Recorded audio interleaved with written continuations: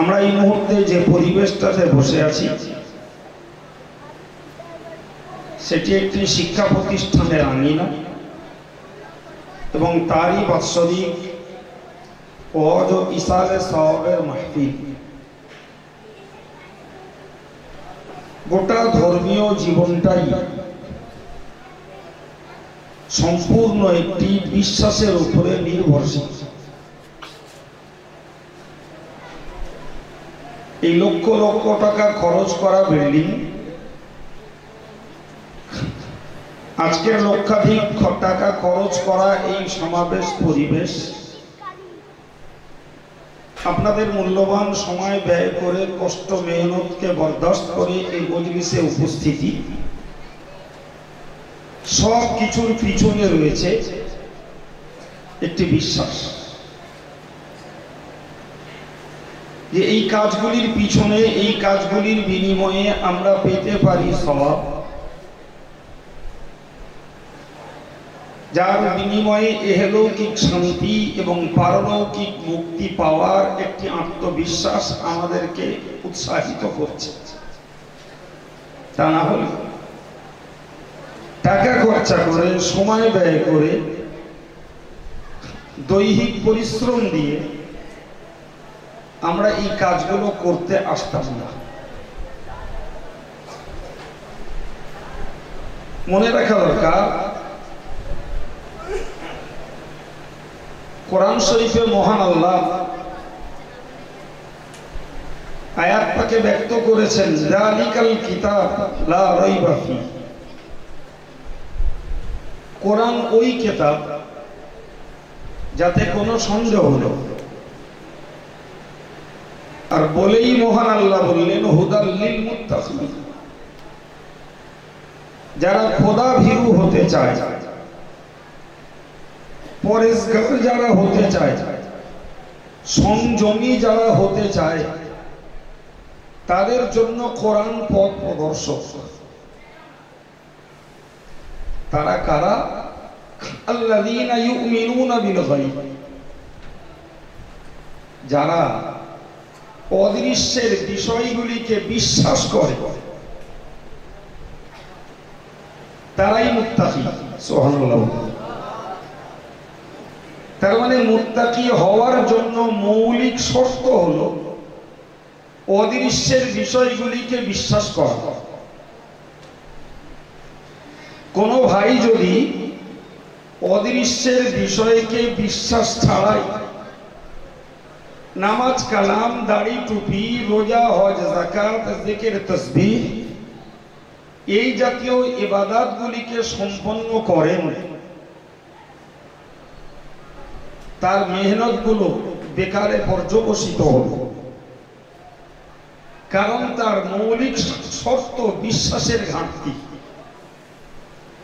আর বিশ্বাস যদি ঠিক থাকে, তিনি একবার সুবহানাল্লাহ বলবেন, তার বিনিময়ে জান্নাতে আল্লাহ পাক তার জন্য একটি ফলকার বৃক্ষ লাগিয়ে দেবেন।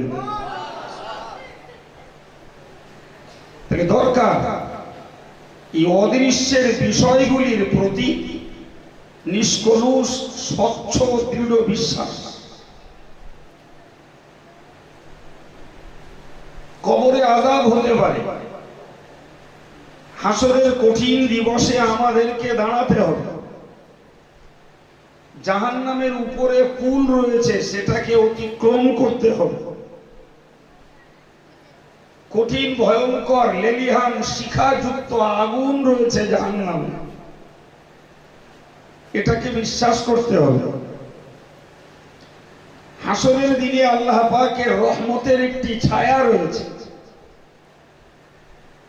আল্লাহ পাকের চিহ্নিত গুণান্বিত ব্যক্তিরা সে ছায়াতলে জায়গা পাবেন।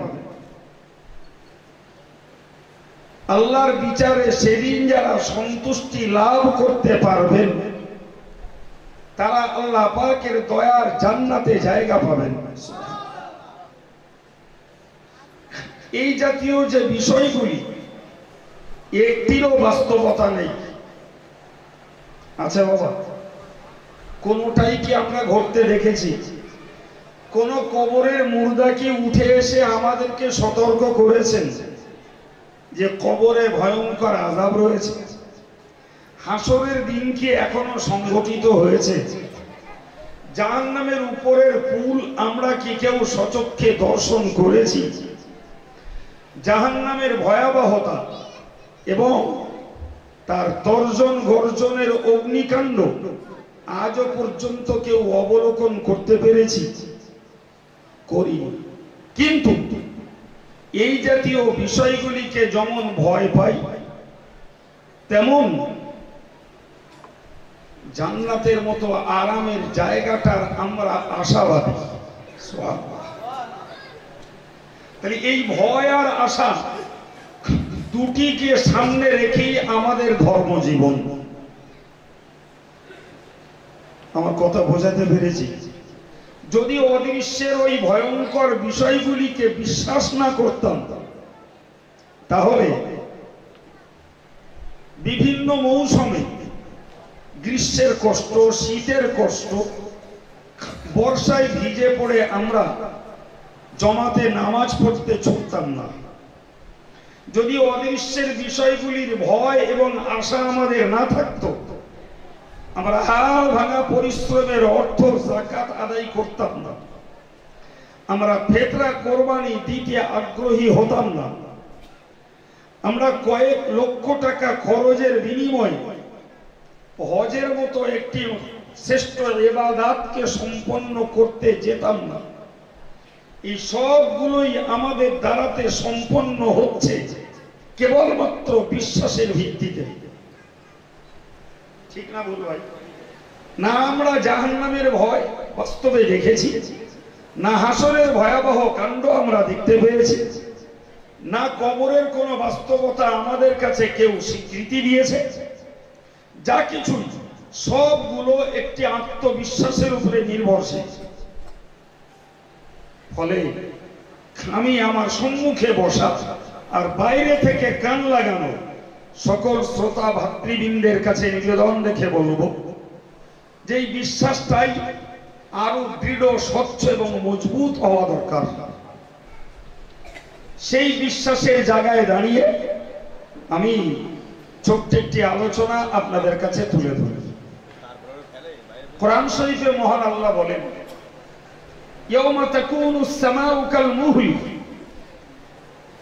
তোমরা স্মরণ করো ওই দিনটাকে যেদিন আসমান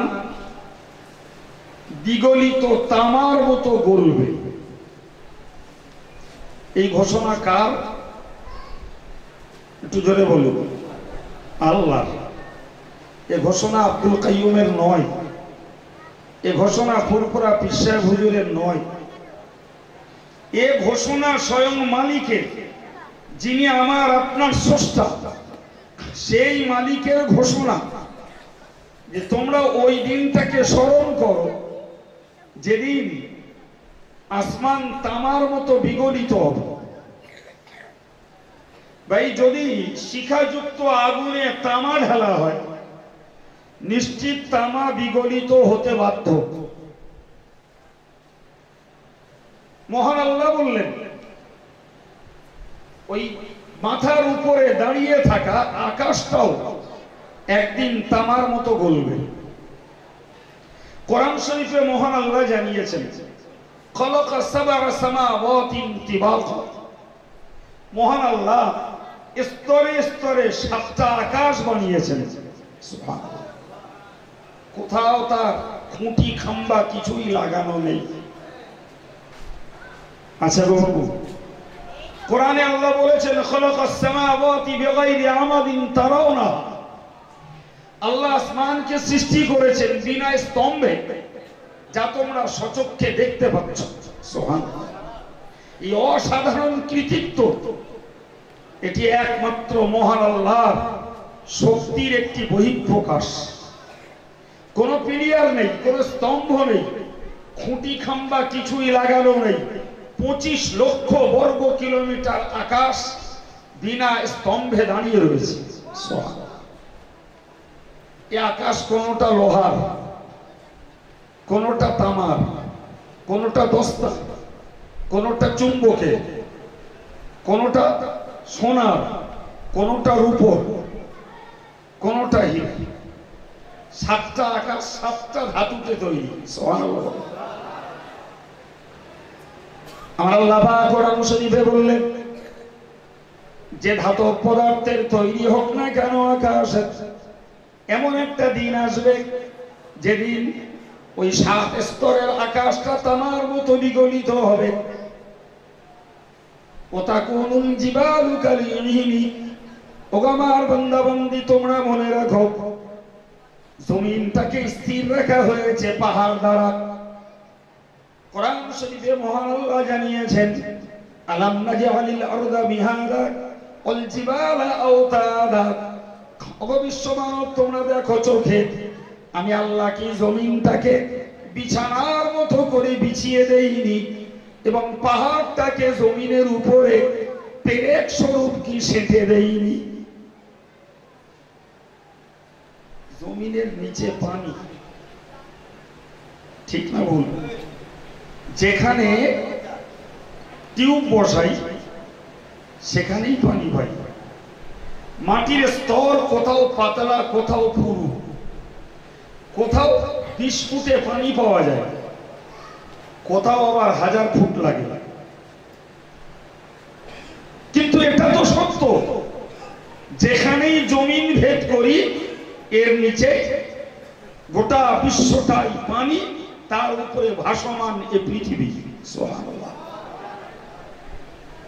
এই অসাধারণ কৃতিত্ব, এই অভাবনীয় ক্ষমতার কর্মকাণ্ড একমাত্র আল্লাহর।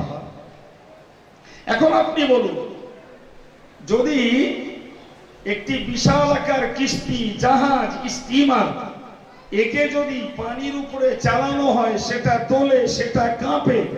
এজ ইট ইজ জমিনের উপরে, পানির উপরে জমিনটা এমন হেলছিল, দুলছিল, কাঁপছিল।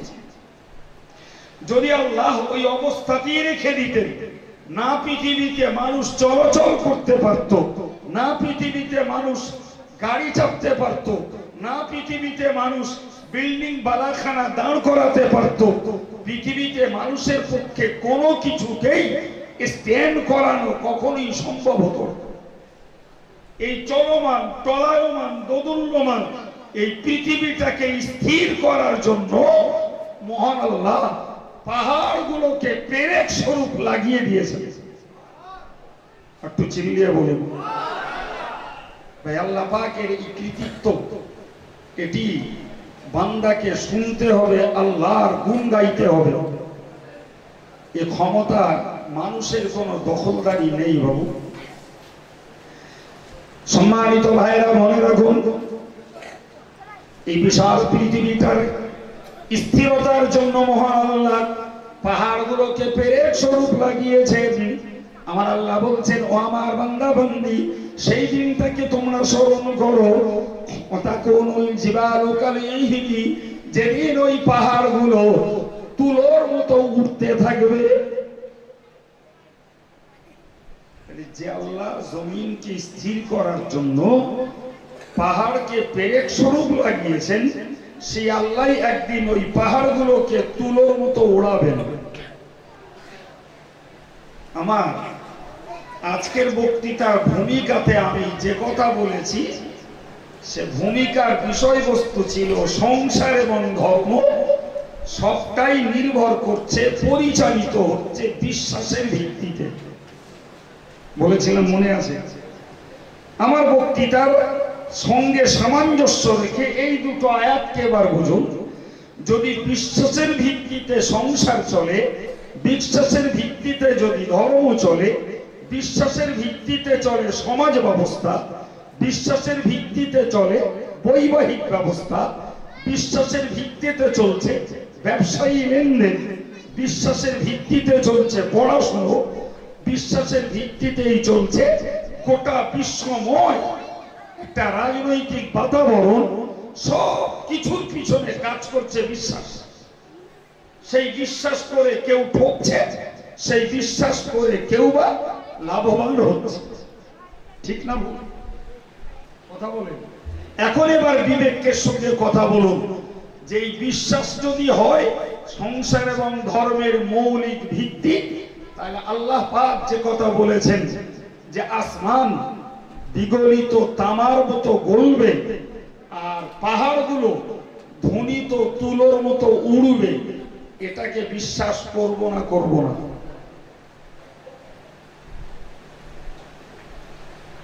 আমার কথা বোঝা গেছে বাবা?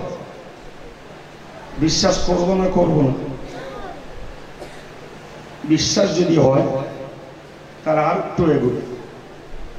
আমার আল্লাহ পাক কোরআন শরীফে জানিয়েছেন, লা ইয়াসআলু হামিমুন হামিমান ইউবাসসিরুনাহু। হে আমার বান্দা সকল, তোমরা মনে রাখো, লা ইয়াসআলু হামিমুন হামিমান ইউবাসসিরুনাহু।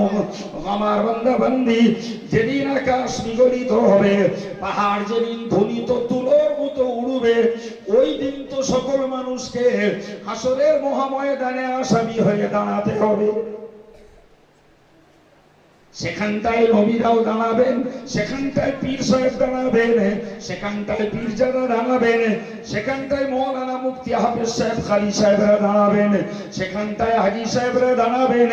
এবং রীতিমতো মনে রাখতে হবে, সারা পৃথিবীর ডাক্তার, মাস্টার, ব্যারিস্টার, মিনিস্টার, সর্বস্তরের গুণসম্পন্ন ব্যক্তিত্ব কিংবা সর্বহারা কাঙাল যেই হন না কেন, মহান আল্লাহ পাকের বিচারের এজলাসে, হাসরের মহাময়দানে, কিয়ামতের কঠিন দিবসে আসামি সেজে সকলকেই তো দাঁড়ানো লাগবে।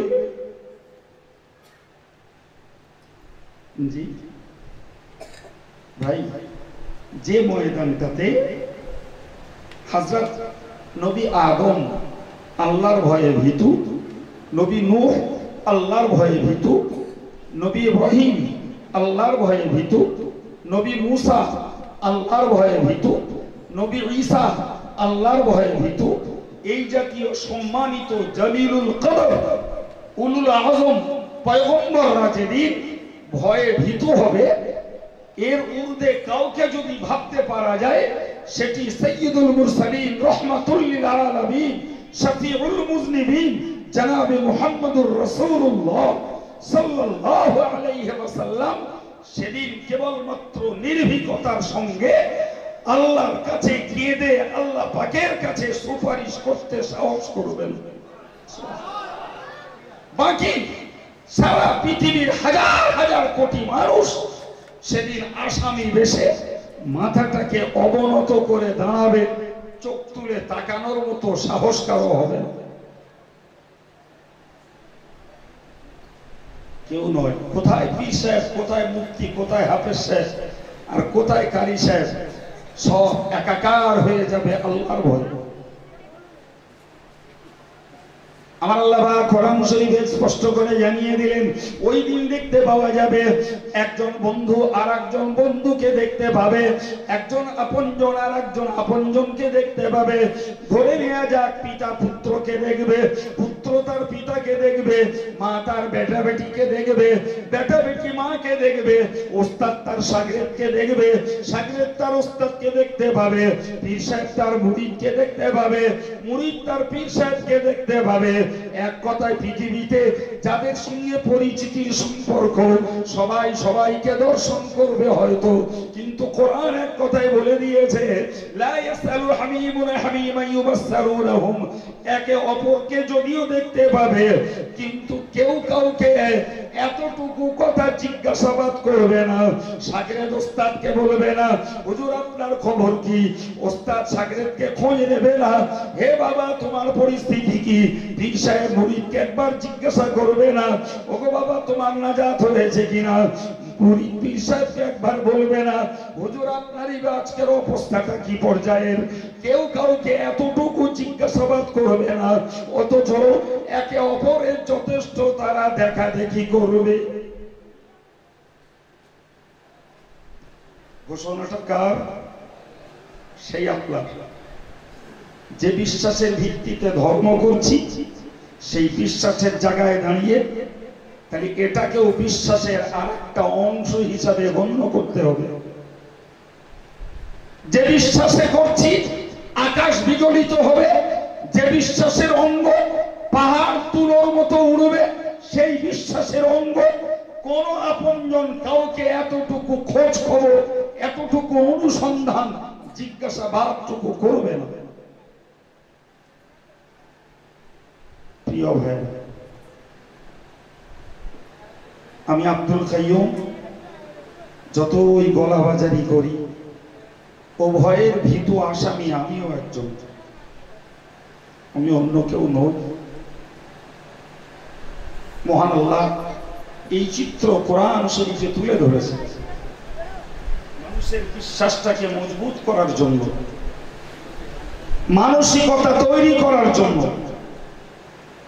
জীবনের নেকির গতিকে বাড়ানোর জন্য, পাপের গতিকে স্তব্ধ করার জন্য এই চিত্র স্বয়ং আল্লাহ কোরআন শরীফে তুলে ধরেছে। এরপরে মহান আল্লাহ কোরআন শরীফে জানিয়েছে, ইয়াওয়াদুল মুজরিমু লাউ ইয়াফতাদি মিন আযাবি ইয়াউমিদিন বিবানিহি। আমার আল্লাহ পাক কোরআন শরীফে বলেন, ইয়াওয়াদুল মুজরিমু, ওই দিন যে লোকটা অপরাধী বলে গণ্য হবে, যে লোকটা আল্লাহ পাকের কাছে পাপী আসামি বলে গণ্য হবে, ওই অপরাধী পাপী আসামিটা চাইবে লাউ ইয়াফতাদি মিন আযাবি ইয়াউমাইযিন বিবানি, যদি আমার পুত্রদেরকে আল্লাহর কাছে পেশ করি, বিনিময়ে যদি আল্লাহ আমাকে আযাব থেকে ছেড়ে দেন, তবেই তো সেদিন হবে তার জীবন ধন্য। ভাইরা আমার, আব্বা চাইবে আমার বেটাগুলোকে আমি আল্লাহর কাছে পেশ করব।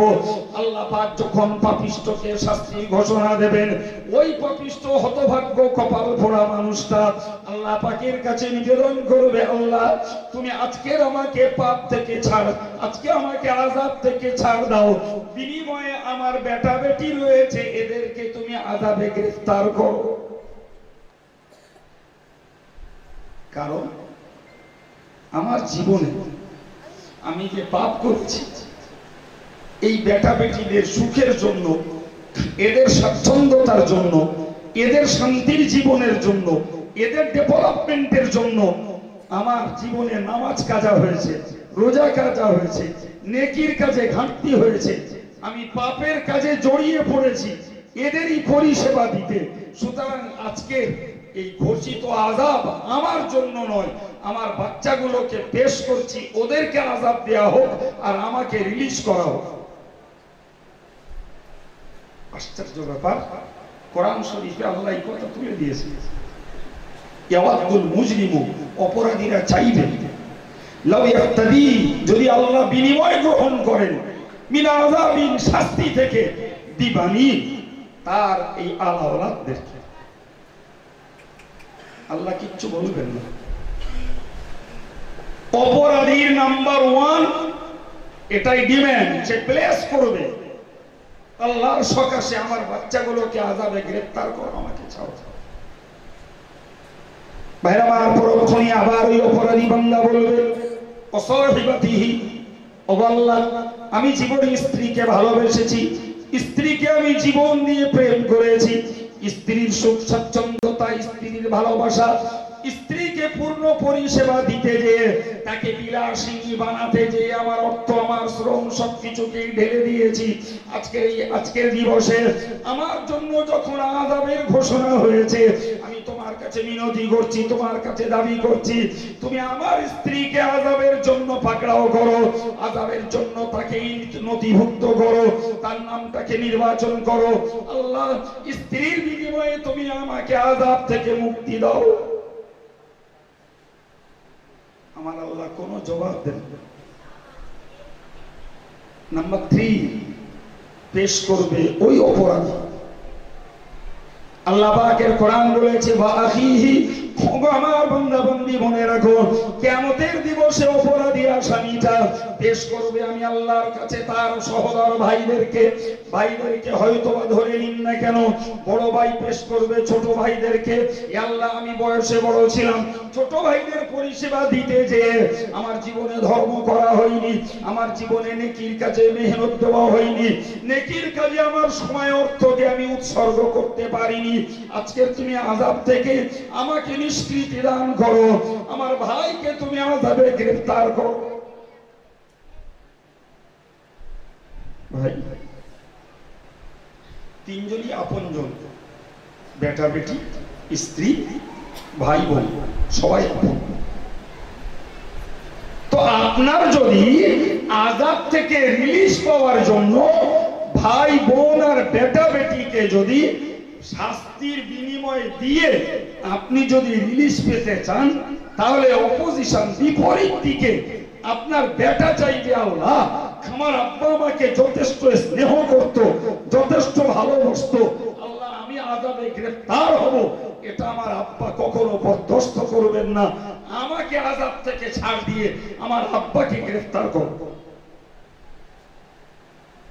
স্ত্রী চাইবে, আল্লাহ আমার স্বামী আমাকে যথেষ্ট জীবন উৎসর্গ করে ভালোবাসতো, আল্লাহ আমি কষ্ট পাই, এটি কখনো আমার স্বামীর ডিমান্ড নয়, আল্লাহ আমি তোমার কাছে বিনিময় হিসাবে আমার স্বামীকে পেশ করছি, তুমি আমাকে আযাব থেকে মুক্তি দাও। ভাই, বড় ভাই যদি ছোট ভাইকে থ্রো করে, ছোট ভাই এজ ইট ইজ বড় ভাইকে থ্রো করবে, আল্লাহ আমার বড় ভাই আমাকে যথেষ্ট স্নেহ যত্ন করেছে, আল্লাহ আজকের আমি আযাব ভোগ করব, এটি আমার বড় ভাই কখনোই বরদাস্ত করতে পারবেন না, আমার কষ্ট সহ্য করতে পারবেন না, আমাকে আপনি মুক্তি দিন, আমার বড় ভাইকে আমার বিনিময়ে আপনি আযাবের জন্য অ্যারেস্ট করুন, আমাকে আপনি ছাড় দিন। এটা তো স্বাভাবিক। আপনি কাউকে যদি আযাবের জন্য প্লেস করেন, তো সেও তো আপনাকে আযাবের জন্য প্লেস করতে চাইবে। তো তিনটে আপনজন হলো, এর পরের কথা আল্লাহ বলেছেন অফাসিলাতিহিল্লাতি তুবি।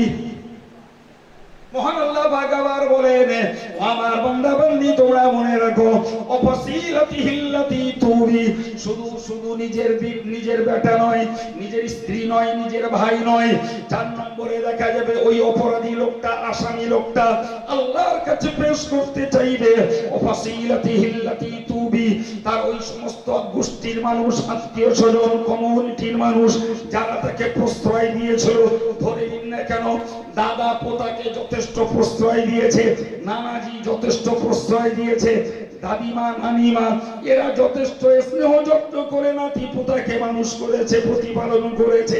কিয়ামতের মহাময়দানে ওই অপরাধী লোকটা তার দাদা দাদি নানা নানি এই জাতীয় মুরব্বী শ্রেণীর যারা, তাদেরকে পেশ করবে, আল্লাহ আমি এদের কাছে বড় স্নেহের পাত্র অথবা স্নেহের পাত্রী ছিলাম, আজকে আমি আযাব ভোগ করব, এটি এদের জন্য বড় মানসিক কষ্টের হবে, আল্লাহ তুমি আমার আশ্রয় দাতা, দাদা দাদি নানা নানি চাচা চাচি মামু মামি এই জাতীয় মুরব্বী যারা, তুমি এদেরকে আযাবে গ্রেফতার করো, আমাকে তুমি আযাব থেকে আজকে নাজাত দাও।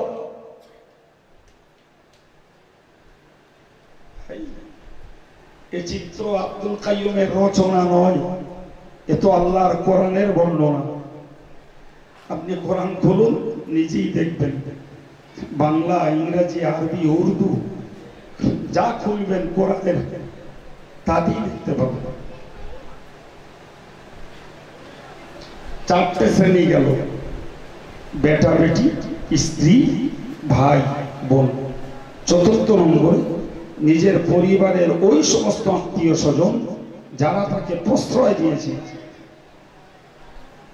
5ম নম্বর আমার আল্লাহ পাক আবার জানিয়েছেন ওয়ান ফিল আরদি জামিআ, ওই সময় দেখতে পাওয়া যাবে 5ম নম্বরে ওই মানুষটা, ওই অপরাধী লোকটা, আসামি লোকটা, জাহান্নামের উপযুক্ত ব্যক্তিটা আল্লাহর কাছে দাবি করবে, রব্বুল আলামিন আল্লাহ তোমার কাছে আমার শেষ মিনতি, তোমার কাছে আমার শেষ আবদার, পৃথিবীতে কত বন্ধু বান্ধব, কত আত্মীয় স্বজন, কত আমার সখী, কত কেউ ছিল যাদের সঙ্গে একসঙ্গে মিলে মিশে আমি কত আসরে তাদের সঙ্গে শরীক হয়েছি, যে কোনো ভালো অথবা মন্দ আসরে যেথায় যাই না কেন আমার সেই সমস্ত বন্ধু বান্ধব, আপনজন, প্রিয়জন এদেরকে আমি পেশ করছি, তুমি ওদেরকে আযাবের জন্য মনোনীত করো আর আমাকে তুমি আযাব থেকে ছাড়পত্র দাও। পৃথিবীতে ব্যবসায়ী বন্ধু, রাজনৈতিক বন্ধু, তাসের বন্ধু, জুয়ার বন্ধু, কত রকমের অন্যায় অনাচারের বন্ধু রয়েছে, এই সবগুলোকে পেশ করতে চাইবে একজন অপরাধী। যে আল্লাহ তুমি আমাকে ছাড় দাও, আর আমার এই বন্ধু বান্ধব বিশ্বের জমিনে যত পরিচিত মানুষ সবাইকে দিচ্ছি, তুমি এদেরকে আযাব দাও, আমাকে ছাড়ো। অন্য আয়াত পাকে মহান আল্লাহ জানিয়েছেন, ওয়ালা তাযিরু ওয়াযিরাতুন বিজরা উখরা।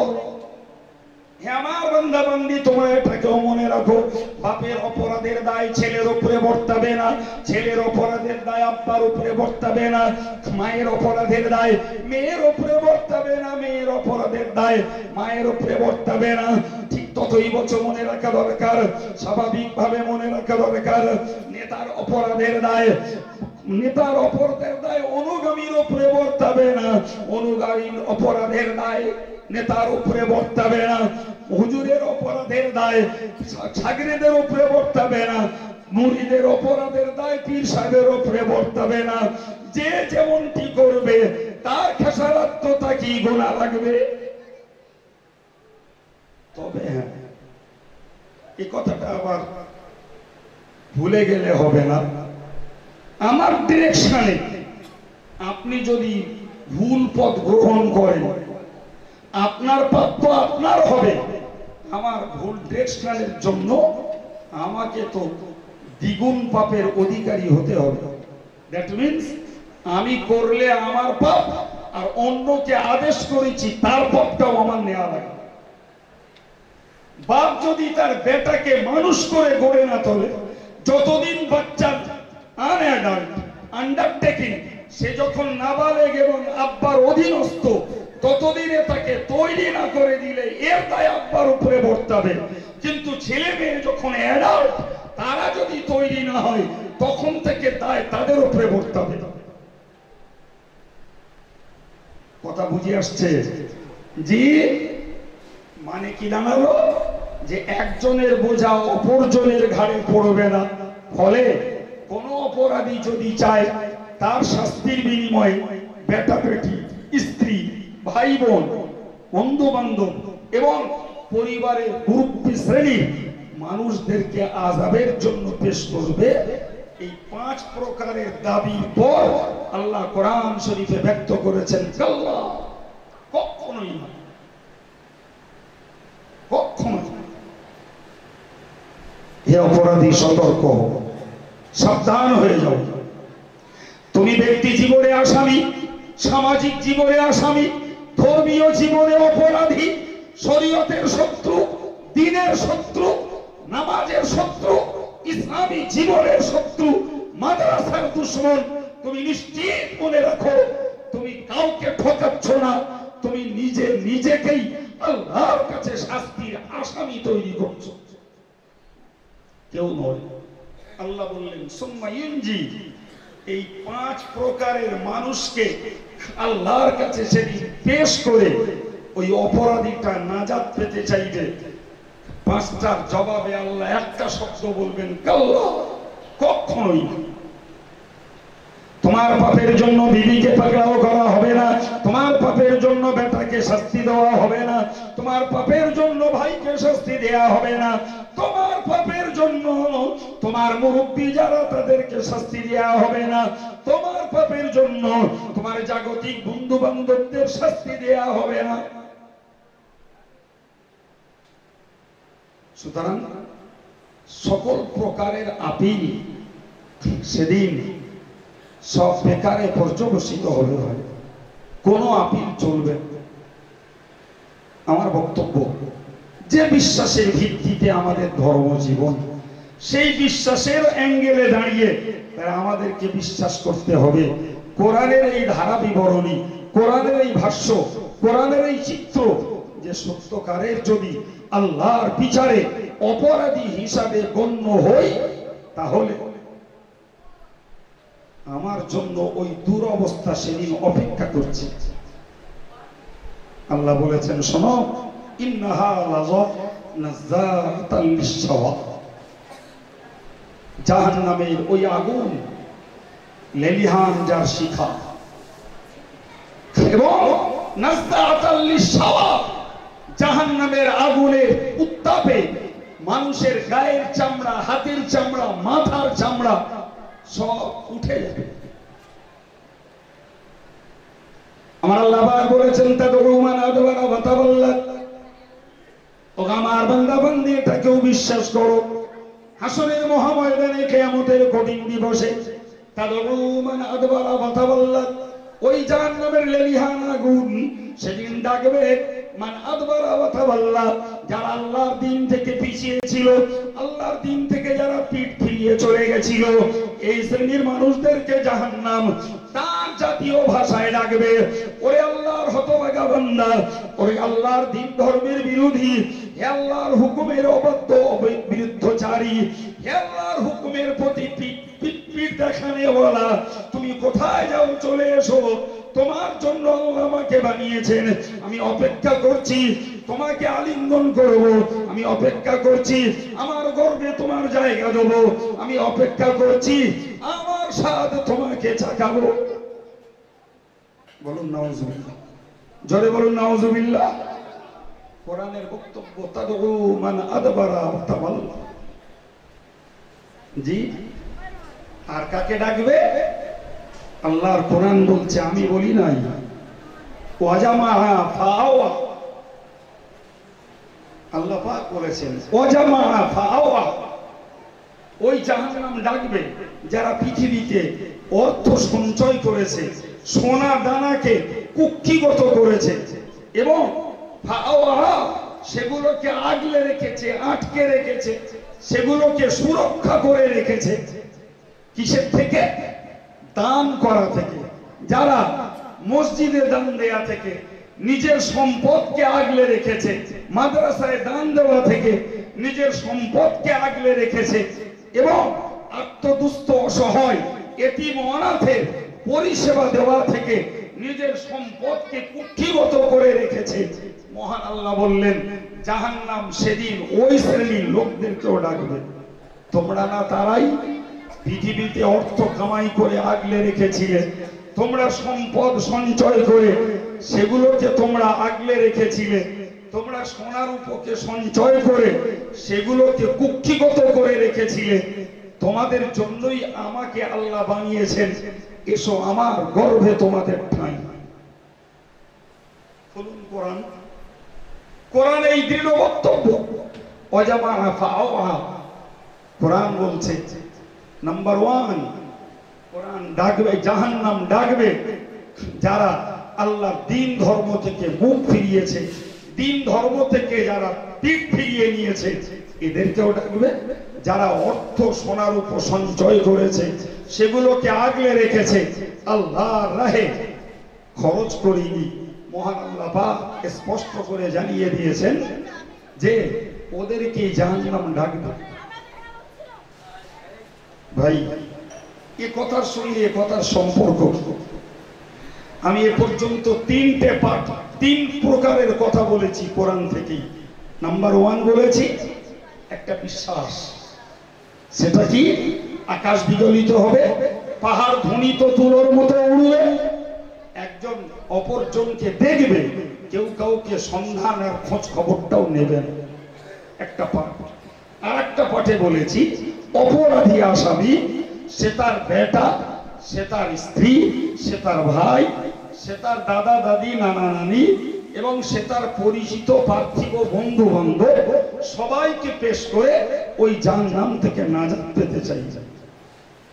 নাম্বার 3 বলেছি যে ওই জাহান্নাম সেদিন ডাকবে যারা আল্লাহর দিন ভোলা, শরীয়ত ভোলা, আল্লাহর দিন শরীয়ত থেকে পিঠ ফিরিয়ে নিয়েছে এবং নিজেরা অর্থ সঞ্চয় করে কুক্ষিগত করেছে, সেগুলোকে আগলে রেখেছে, আল্লাহর রাহে খরচ করতে চাইনি, জাহান্নামে এদেরকে ডাকবে। ভাই, এই যে 3 পর্যায়ের কথা, 3টি বিশ্বাসের ভিত্তি।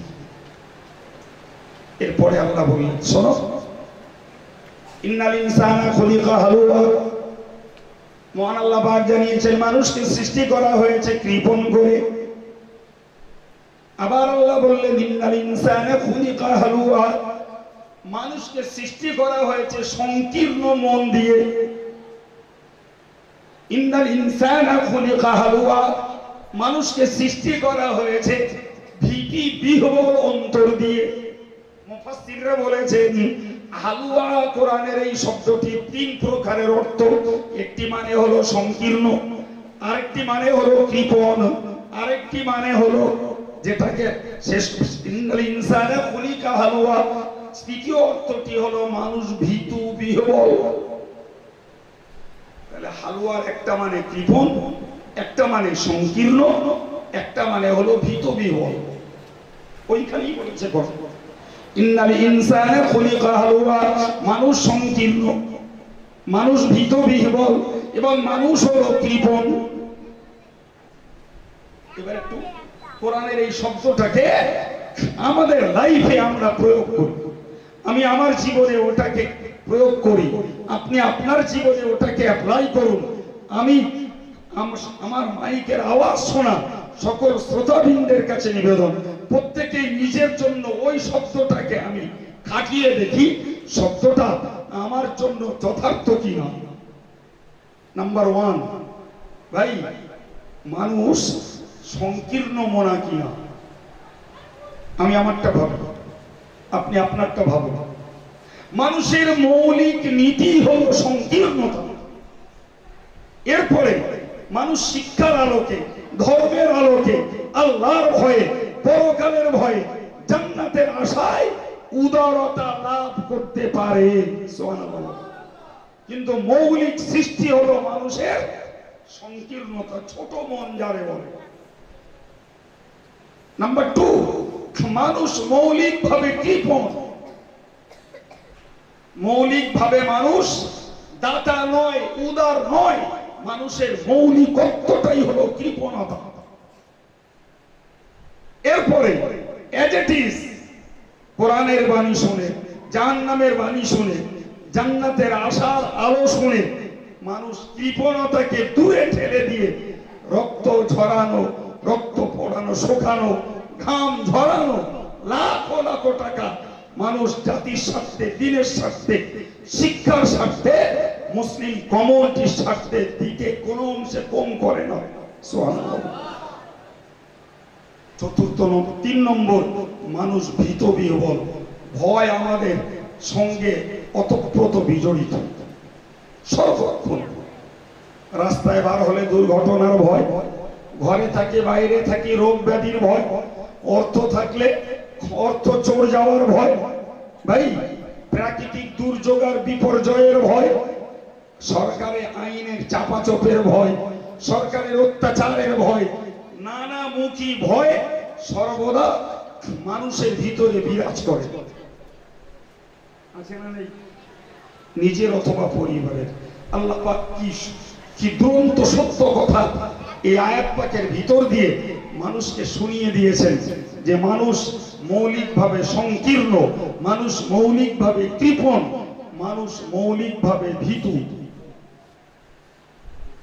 ইযা মাসসাহু শাররু জাযুআ, মানব জীবনে যখন কোনো বিপদ আসে, দৈহিক রোগ পীড়া, বিবি বাচ্চাদের কোনো রোগ পীড়া, আর্থিক কোনো দণ্ড, কিংবা কোনো পর্যায়ের কোনো দুর্ঘটনা মানব জীবনে যখন চলে আসে, মহান আল্লাহ পাক মানুষের চরিত্র বললেন ইযা মাসসাহু শাররু জাযুআ, ওই সময়ে মানুষকে দেখা যায় মানুষ আহুতাশ করে। এও তো বাস্তবের সত্য কথা। করি না হাহুতাশ করে মানুষ, পরিতাপের শেষ নেই। সব সুখ স্বচ্ছন্দতা এক মুহূর্তে মানুষ ভুলে যায় একটা বিপদে। ঠিক না? যে কোনো পর্যায়ের একটা বিপদ হোক, তার জীবনে সমস্ত কিছু খোদাই নিয়ামত সবকিছু ভুলে যায়। হযরত হাসান বসরি রাহমাতুল্লাহ আলাইহির কাছে একজন ব্যক্তি এসেছেন, খুব মাথাটাকে ধরে কাতর হয়ে। হুজুর বললেন কি হয়েছে?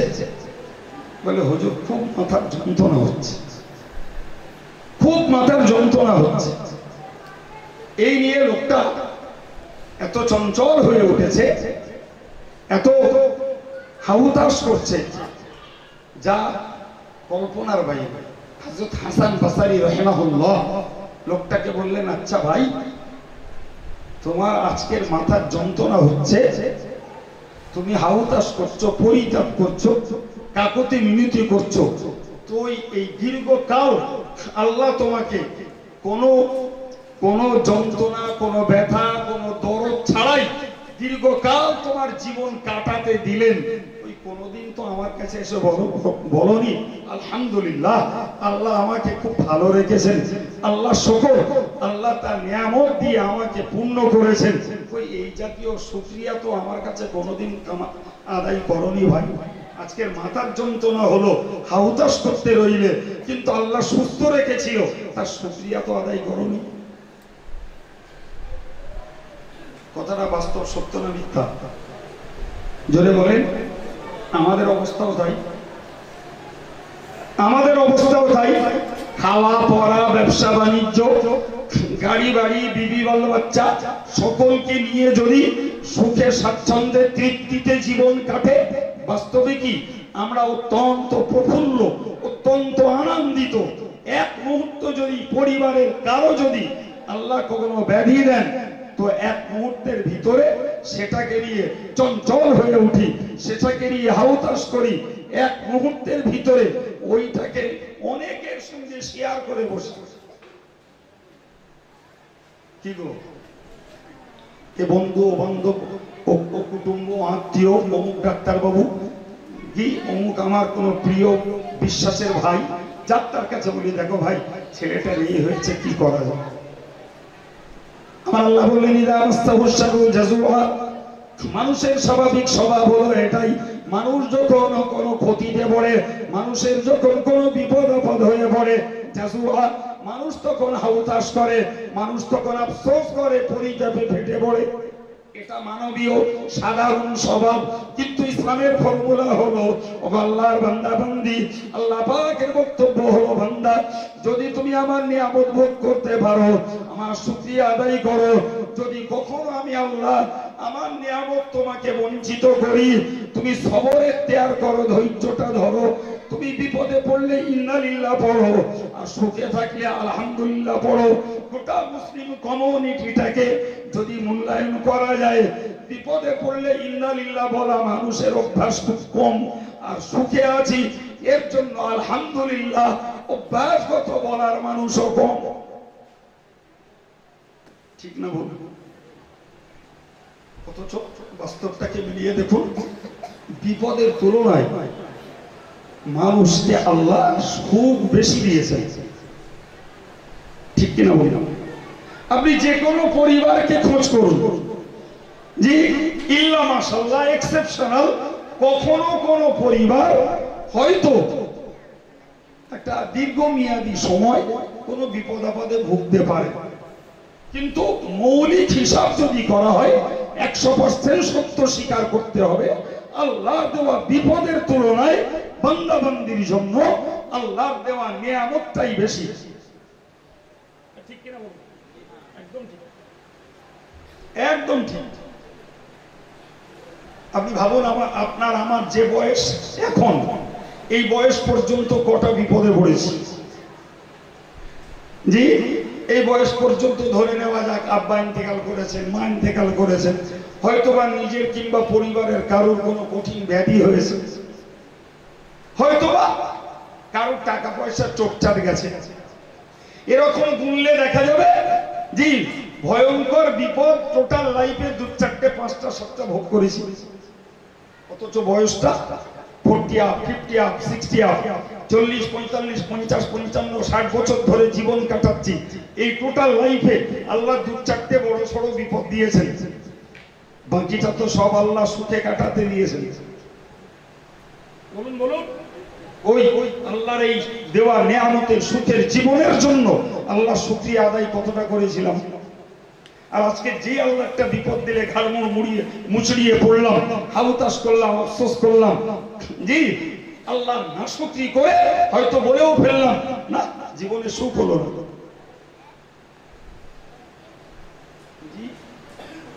আমার আল্লাহ বললেন এটা মানবীয় চরিত্র, মানুষ বিপদে পড়লে হাউতাস করে। ঠিক আবার ইদা মাসাহুল খায়রু মানুআ, মহান আল্লাহ পাক স্পষ্ট করে জানিয়ে দিয়েছেন আবার ওই মানুষকে আল্লাহ পাক যখন কল্যাণ দান করেন, ওই মানুষকে আল্লাহ পাক যখন তার নিয়ামত দান করেন, ওই মানুষকে যখন আল্লাহ সম্মান, সম্পদ, অর্থবিত্ত, সুখী জীবন যখন দান করেন, মানুষ তখন নিজের কৃতিত্ব ভেবে কৃপণ হয়ে বসে। এই যে মানুষের বাস্তব চিত্র আল্লাহ কোরআন পাকে তুলে ধরেছেন, এত এত বাস্তব সত্য যা অস্বীকার তো দূরের কথা, এর বিপরীত দিক ভাবার জায়গা নেই। কি চ্যাম্পিয়ন আল্লাহ পাকের সাজানো কথা যে মানুষ ভীত বিহ্বল হলে যখনই কোনো ক্ষতি মুসিবত মানুষকে পাকড়াও করে, মানুষকে যখন কোনো ক্ষতি স্পর্শ করে, মানুষ তখন হাউতাশ করে। আর যেই মানুষ সচ্ছল হয়ে যায়, মানুষ যখন স্বাবলম্বী হয়, মানুষ যখন সম্মানিত হয়, মানুষ যখন অর্থশালী হয়, তখন কৃপণ হয়ে বসে। এই কথাটাও আল্লাহ কোরআন পাকে ব্যক্ত করেছে। জি সম্মানিত ভাই, আমি আপনাদের কাছে এই যে কথাগুলো একদম নির্জালা কথা, এক্সট্রা কোনো কথা নিজের পক্ষ থেকে না জুড়ে কোরআনের আয়াতটাকে সামনে রেখে তারই তাফসীর সম্বলিত একটি চিত্র আপনার কাছে তুলে ধরতে চেষ্টা করেছি, যে চিত্রটার ভিতর দিয়ে আমি আপনাদেরকে বুঝিয়েছি 4 প্রকারের কথা। আমি বুঝিয়েছি মানে আল্লাহ বলেছেন, আমি বাংলায় বলেছি। আবার একবার আপনাকে রিমাইন্ড দিচ্ছি, স্মরণ করাচ্ছি। নাম্বার 1, আকাশ বিগলিত হবে তামার মতো, পাহাড় ধ্বনিত তুলোর মতো উড়বে, এবং একজন অপরজনকে দেখবে কিন্তু খোঁজ খবরটাও নেবে না। এটা কিয়ামতের আমাদের একটা অবস্থা। পরের কথা, অপরাধী বেটাকে দিয়ে, স্ত্রীকে দিয়ে, ভাইকে দিয়ে, নিজের দাদা দাদি, পরিবার পরিজনের লোকদেরকে দিয়ে, পৃথিবীর পরিচিত বন্ধুদেরকে দিয়ে নিজেকে আযাব থেকে বাঁচাতে চাইবে। জি আল্লাহ পাক তাকে মুক্তি দেবেন না।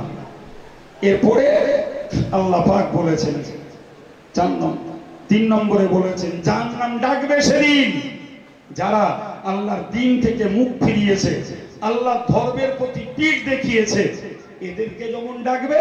আর অর্থ করি কামাই করে যারা কুক্ষিগত করে রেখেছে, সম্পদকে যারা আগলে রেখেছে, এদেরকে ওই জাহান্নাম ডাকবে। জি এরপরে 4 নম্বরে আল্লাহ বলেছেন মানুষের মৌলিক চরিত্র হলো মানুষ ভীত বিহ্বল। মানুষকে তৈরি করা হয়েছে সংকীর্ণতা দিয়ে, কৃপণতা দিয়ে এবং ভয় দিয়ে। ফলে মানুষ যেই বিপদে পড়ে তখন মুচড়ে পড়ে, আউতাস করে। যেই সচ্ছল হয় তখন মানুষ আবার কৃপণ এবং বিদ্রোহী হয়ে দাঁড়ায়। ভাই মানুষ যখন বিপদাপন্ন হয় তখন আল্লাহকে ঘন ডাকে, যেই বিপদ কেটে যায় আল্লাহর কথা আবার মানুষের ভুল হয়ে যায়। হ্যাঁ গো, ঠিক না ভুল? আমি আপনাকে এই কোরআনের চিত্র তুলে ধরে বোঝাতে চাইছি, এই চিত্র থেকে আমাদেরকে আমাদের চরিত্রটাকে সংশোধন করতে হবে। সেটা কি? আমার আল্লাহ পাকের কোরআনের ভাষণ হলো, ওগো আমার বান্দা বান্দি, বিপদ এলে সবর করো, সুখ পেলে আল্লাহর শুকরিয়া আদায় করো। কোরআন শরীফে মহান আল্লাহ জানিয়েছেন লাইন শাকারতুম লাযিদান্নাকুম। ওগো আমার বান্দা বান্দি, আমার নিয়ামত পেয়ে যদি তোমরা শুকরিয়া আদায় করো, আমি আল্লাহ তোমাদের জন্য আমার নিয়ামতকে আরো বাড়িয়ে দেব।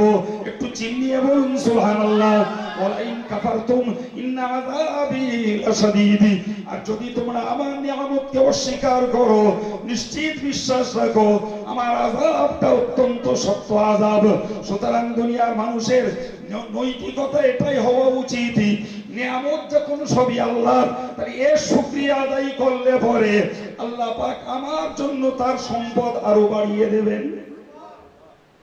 এটাও বিশ্বাস, এটাও বিশ্বাস। সুতরাং আমার নিয়ামত পেলে শুকরিয়া আদায় করো। বিপদ হয়েছে ধৈর্য ধরো, ওটা আমার পরীক্ষা, ওটা আমার পরীক্ষা, ধৈর্য ধরো। তবে সাবধান, মানুষের যে মৌলিক চরিত্র সংকীর্ণতা, কৃপণতা, এটা যদি করো আর অর্থকে সম্পদকে খনিজ পদার্থকে তুমি যদি আগলে রাখো, তাহলে মনে রাখো হাসরের মহাময়দানে জাহান্নাম তোমাকে ডাকবে। পরিষ্কার তো কোরআন বলেছে, তাদউমান আদবারা ওয়া তাওয়াল্লা ওয়া জামানা ফাআওয়া। ওই লোকগুলোরে ডাকবে যারা সম্পদকে আগলে রেখে কৃপণতা করেছে এবং আল্লাহর দ্বীন ধর্ম থেকে পিঠ ফিরিয়ে নিয়েছে।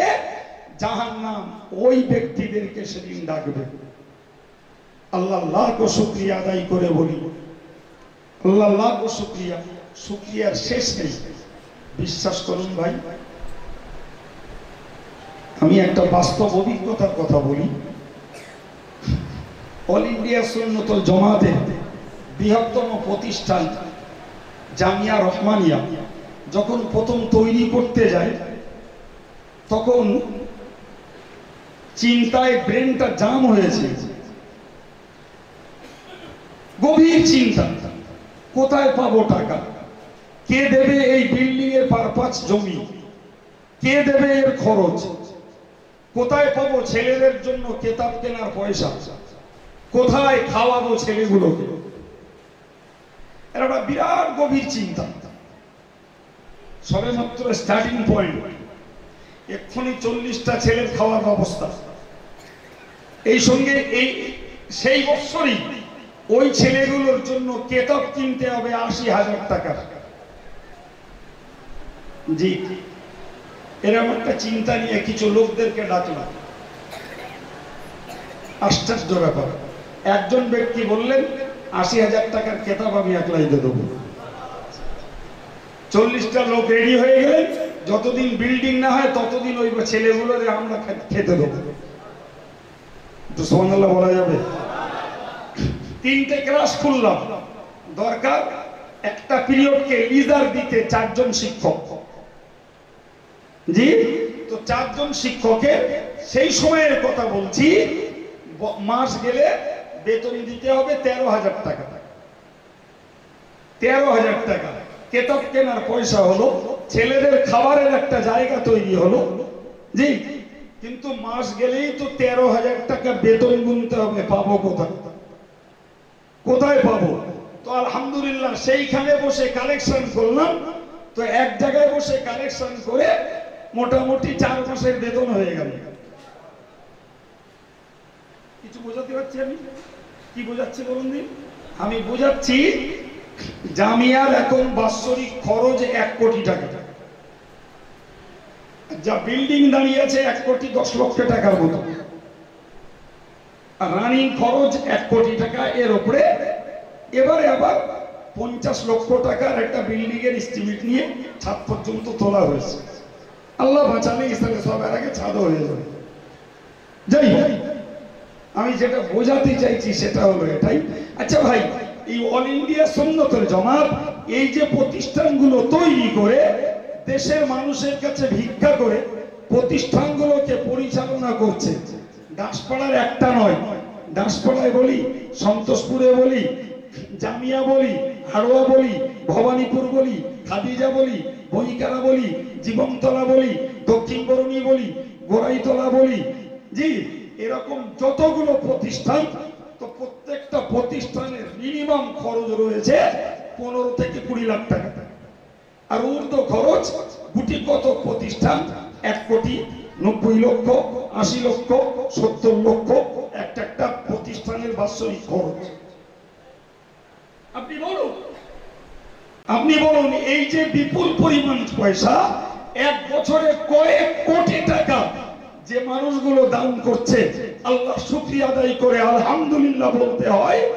অন্তত এই প্রতিষ্ঠানগুলোর সুবাদে একদল আল্লাহর বান্দাদের কৃপণতার বদনাম মুছে গেছে, একদল আল্লাহর বান্দাদের মনের সংকীর্ণতা দূর হয়ে গেছে, একদল আল্লাহর বান্দাদের কপাল ফুলে গেছে যে অন্তত অর্থ আগলে রাখার জন্য জাহান্নাম তাদের ডাকবে না। ঠিক কিনা বলুন?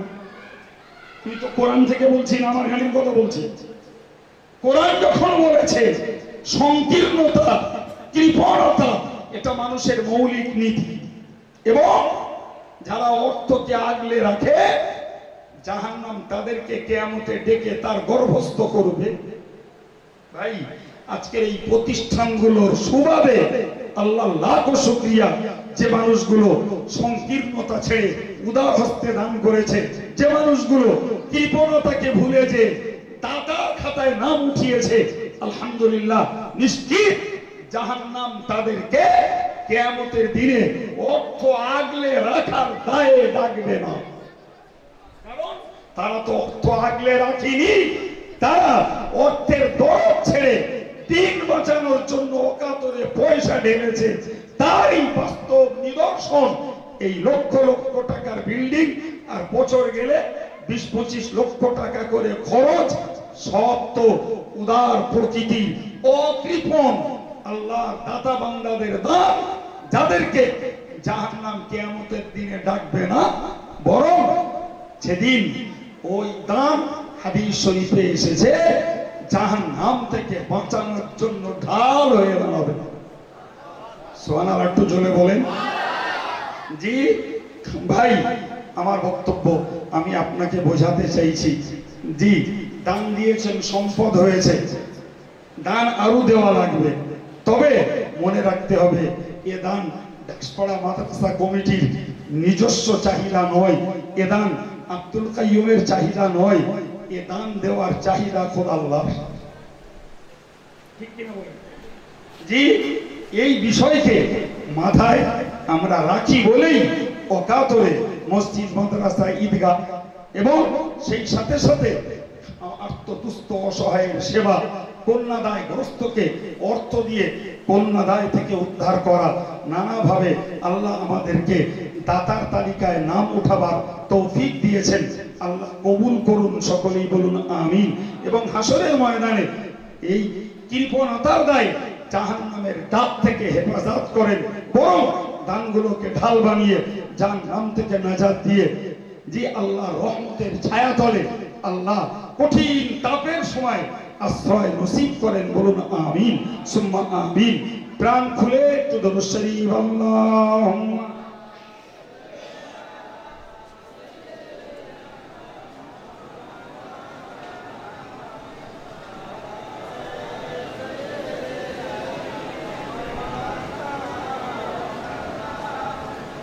সম্মানিত ভাইরা, যোগ্য যোগ্য শিক্ষক দিয়ে দাসপাড়া মাদ্রাসা পরিচালিত হচ্ছে, আদর্শবান ছাত্র তৈরি হচ্ছে, আলহামদুলিল্লাহ। তা সংশ্লিষ্ট কর্তৃপক্ষ যারা, তারা ভালো জানেন। আমি আপনাদেরকে অনুরোধ করব, যদি আপনারাও খোঁজ নেন, আপনাদের মনটাও তৃপ্তি পাবে ইনশাআল্লাহ। তো পূর্বেও দান করেছি, আজও করতে হবে। তো আমি এই মুহূর্তে এই নিজ্জালা কোরআন শরীফের তাফসীর, কোরআনের নিখুঁত বয়ান শুনিয়ে একটু আপনাদের কাছে দাসপাড়া মাদ্রাসার পরিচালনার জন্য একটু হাত পাচ্ছি। কারা আল্লাহর রাস্তে পারেন? জি, কারা আল্লাহর রাস্তে পারেন? 10,000 টাকা, 5,000 টাকা, 2,000 টাকা, 1,000 টাকা, 50,000 টাকা, 1 লাখ টাকা, এরকম দেওয়ারও অনেক ভাই, অনেক সুহৃদয় দাতা মানুষ আল্লাহ শুকর রয়েছেন বলেই অতি অল্প সময়ে এই সুন্দর সুন্দর দৃশ্যমান ফুলের বাগান তৈরি হয়েছে। মেহেরবানি করে আল্লাহর হস্তে একটু হাত।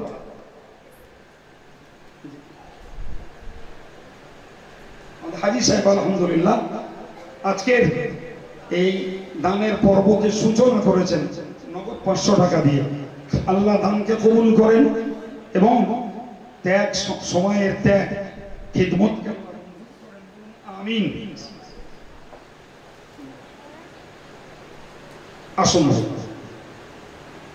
খোলা বক্তব্য, খোলা দাবি।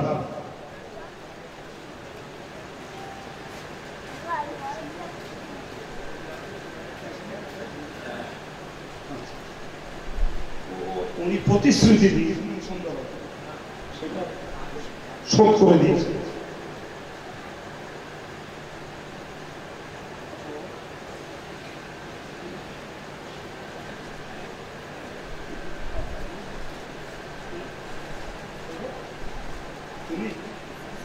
শেখ রিয়াজ আলী 1,000 টাকা নগদ। আল্লাহ দানকে কবুল করুন। বাচ্চার হায়াত কিসমতকে আল্লাহ হেফাজত করুন, বলুন আমিন। জি, একটু হাত বাড়ান। সন্ধ্যাবেলা একটা কালেকশন দিয়েছেন আপনি, আমি শুনলাম।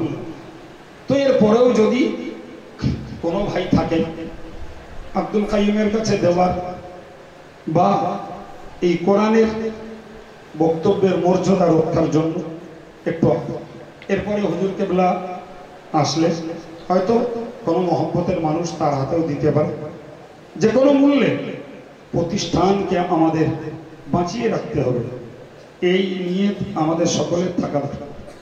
সুতরাং আমি আপনাদের কাছে অনুরোধ রাখছি, যাদের দেওয়া হয়েছে নতুন করে তাদের কাছে আমার দাবি নয়, যাদের শরীক হওয়া হয়নি এমন ভাইরা যদি থাকেন একটু হাত বাড়ান।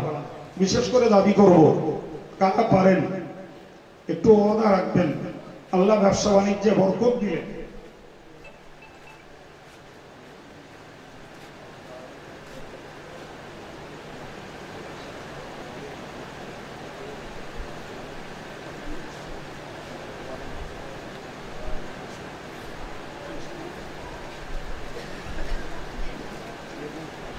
জি। শেখ শাহজাহান আলী ভাই, তিনি তার আব্বা মায়ের জন্য, তার ছেলে উনি তো আব্বা, তিনি তার আব্বা মা তথা ছেলেটির দাদা দাদির জন্য 50,000 টাকা দেবেন, বলুন মারহাবা। আর একটু জোরে সোরে বলুন মারহাবা। নারায়ে তাকবীর, নারায়ে তাকবীর। আল্লাহ দানকে মঞ্জুর করুন, আমিন। আর একটু জোরে সোরে বলেন আল্লাহুম্মা আমিন। রব্বুল আলামিন, আল্লাহ যে মুর্দাদের উদ্দেশ্যে দান করছেন তারা অন্য কেউ নন, তারা তো আব্বা মা দাদা দাদি। আল্লাহ তাদের কবরকে বাগে জান্নাত বানিয়ে দেন। আল্লাহ জিন্দাদের দানের বিনিময়ে মুর্দাদের কবরগুলোকে আল্লাহ বাগে জান্নাত নসিব করে দেন, বলুন আমিন। আমাদের সদ্য আলাদ জয়ী 50,000 টাকা, জোরে বলুন মারহাবা। আর একটু জোরে বলেন মারহাবা। নারায়ে তাকবীর।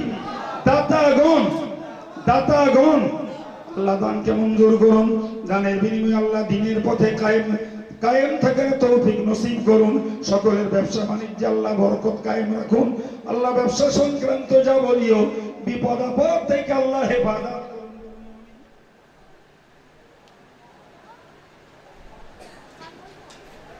আব্বাজান মরহুম শেখ আবুল কাসেম, তাকে উদ্দেশ্য করে 200 টাকা দান করেছে।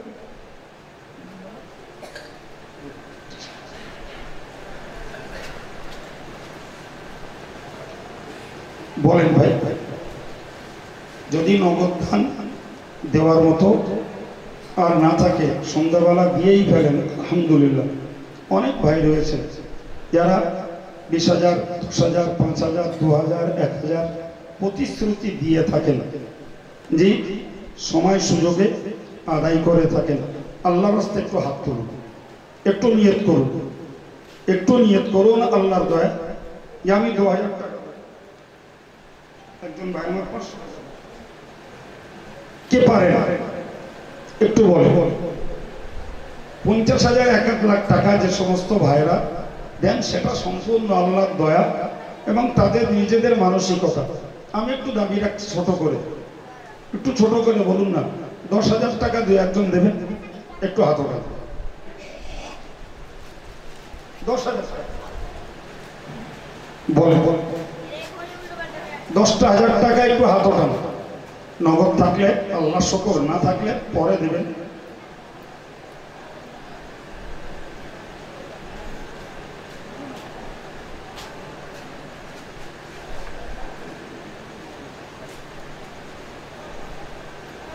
এই ছেলেটি সাইফুল, আগে চিনতাম না, একসঙ্গে কেরল সফর করেছিলাম আমাদের এই এডুকেশনের জন্য। একটা গ্রুপ আমরা গেছিলাম, সাইফুল ছিল সেই সঙ্গে। যাই হোক, সেই থেকেই ছেলেটির সঙ্গে পরিচিত। ছেলেটি দুর্ঘটনায় অসুস্থ হয়েছে, আজকে জানলাম। আল্লাহ সেবা দিক দ্রুত, বলুন আমিন। তো আব্বা মায়ের উদ্দেশ্য করে, আব্বা মা ইন্তেকাল করেছেন, তাদের রুহের মাগফিরাত এবং পারলৌকিক দরজার বুলন্দির জন্য নগদ 10,000 টাকা আল্লাহ দানকে কবুল করুন, বলুন আমিন। মন খুলে বলেন আল্লাহুম্মা আমিন। আল্লাহ আব্বা মার কবরের দরজাকে বুলন্দ করে দেন। আল্লাহ বেটার দানকে মঞ্জুর করে নিয়ে আওলাদের আব্বার জন্য আল্লাহ সাদকায়ে জারিয়া হিসেবে মঞ্জুর করেন, বলুন আমিন। দোয়া করা আমাদের হক, কিন্তু যে দোয়াগুলো করি এগুলো আল্লাহর ঘোষণা, নবীর ঘোষণা। সুবহানাল্লাহ, ঠিক কিনা বলেন? ওগুলো আমাদের নিজেদের দোয়া নয়, ওগুলো আল্লাহর রাসূলের ঘোষণা। ফলে ও দোয়া আমাদের করা মানবিকতা। হ্যাঁ, একটি ছেলেকে 500 টাকা দিয়েছে, আল্লাহ নামকে কবুল করুন, বলুন আমিন। আর একটু মন করে বলেন আল্লাহুম্মা আমিন। মাশাআল্লাহ, আমাদের সাইফুল 10,000 টাকা নগদ দিয়েছে। কোন ভাই আছেন শরীক হন এবং জোড়া হন, এক দুজন একটু বলেন। নগদ না থাকে ওয়াদা করুন, আল্লাহ বরকত দিলে সময় মতো আদায় করবেন। জি, 2-10,000 টাকা দেয়ার ভাই, আশা করা যায় 2-1জনকে আরো পাওয়া সম্ভব। একটু মেহরবানি করে বলুন।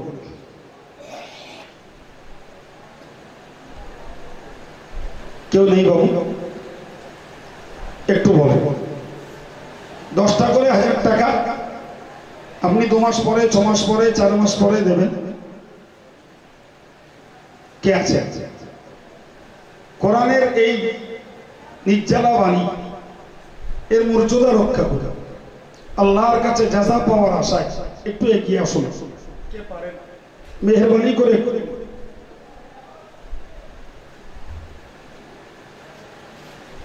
মাশাআল্লাহ, নারে তাকবীর। একটু তাকবীরটা আওয়াজ করে দেন। যদি ইউনিভার্সিটি তাড়ায় তা বিনা তাকবীরই বলাবেন? তাকবীরটা দেওয়া অভ্যাস রাখুন।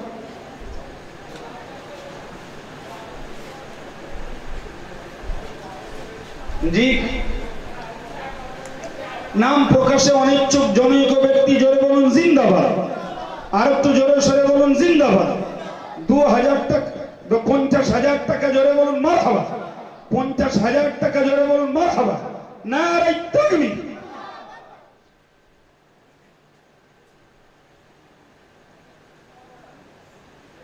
নাম প্রকাশে অনিচ্ছুক জনৈক ভাই 10,000 টাকা জোরে বলুন মারহাবা।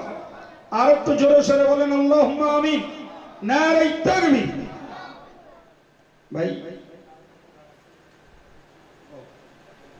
মাশাআল্লাহ, ভাই এখানে লাইভ চলছে, অনেক দূর দূর থেকে লাইভ দেখছে। আমার বেটাটা জামিয়ায় বসে লাইভ দেখছে। জি, ছেলেটার জন্য দোয়া করুন, দোয়া চাই।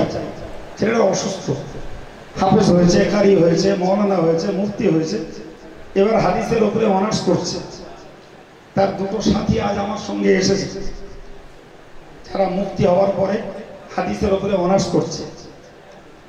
ছেলেটা এই মুহূর্তে খুবই অসুস্থ, বিভিন্ন রোগে।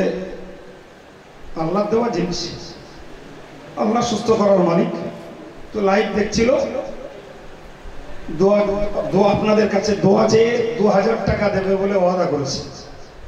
আল্লাহ তাকে শেফা দেন, বলুন আমিন। ভাই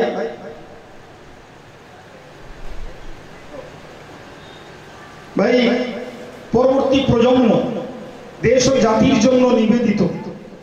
তারাই পরবর্তী দেশ ও জাতির দিনের ধ্বজাধারী কর্ণধার হোক। সকলেই বলুন আল্লাহুম্মা আমিন। আল্লাহ হায়াত কিসমতে বরকত দেন, শেফায়ে কুল্লি আল্লাহ নসিব করেন, জোরে বলুন আমিন।